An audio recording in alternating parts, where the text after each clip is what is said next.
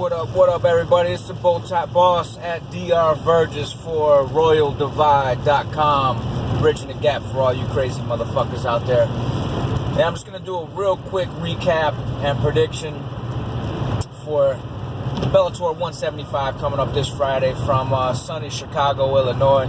As you can see by the beautiful raindrops behind me, it's a gorgeous weekend out here in Chi-Town. So real quick, King Mo versus Rampage for real. 2. Many people feel that King Mo out-wrestled Rampage in their first fight. Many other people also feel it's one of the most boring fights they've seen in the old MMAs in a very long time.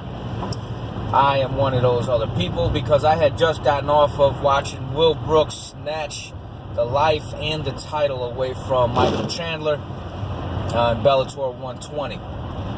So real quick, super quick, in the meantime, since their last fight, Rampage has just been sitting there eating, as Mo has pointed out a ton, man. He's fat shaming Rampage like a motherfucker, making sure that Rampage knows how fat he is. It seemed like Rampage also didn't even know what the weight was. You know, he knew that it was at heavyweight, but he thought there was some kind of catch weight at, oh man, I still got sleep in my eyes. I need to wake up. Catch weight of like 235 or something like that. But listen, this fight's at the heavyweight limit, 265 pounds. Is Rampage still even a fighter anymore? I really don't know, man. I think he's... I'm going to put something out there. I think he's just doing it for the money. I think Mo's also just doing it for the money. And I think both of them will tell you flat out they're just doing it for the money at this point. You know, Mo said he's the money-weight champion.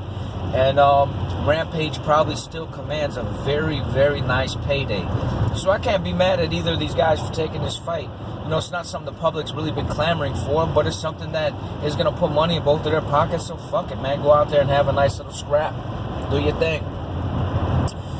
So, again, I talked about what Rampage is doing in the meantime. For Mo, in the meantime, man, this kid's been getting after his boxing. You know, you see him in there with Luis Ortiz, Alan Green, world-class, and not just world-class, but world-class elite-level boxers.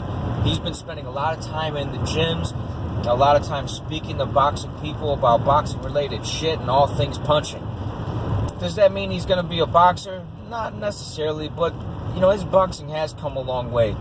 Mo's at a point in his life and career where he doesn't need to wrestle anymore. That's something he can fall back on if the fight's not going the way he wants it to. One issue that Mo does have, though, is he doesn't have the strongest chin. His chin doesn't match his punch, which is what makes fights like this interesting.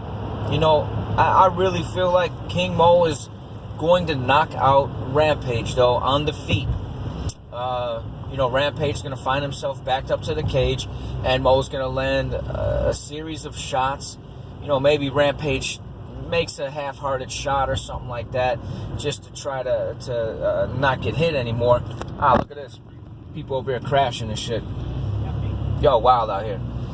But I could see that occurring in there with King Mo winning by knockout. There's a bunch of other Chicago kids on this card.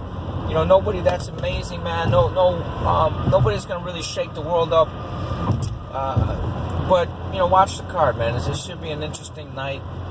Some decent fights on there. But again, I got King Mo knocking out Rampage Jackson. You know, second or third round or something like that in Bellator 175. Bowtie boss, Royal Divide magazine. Peace out, yo.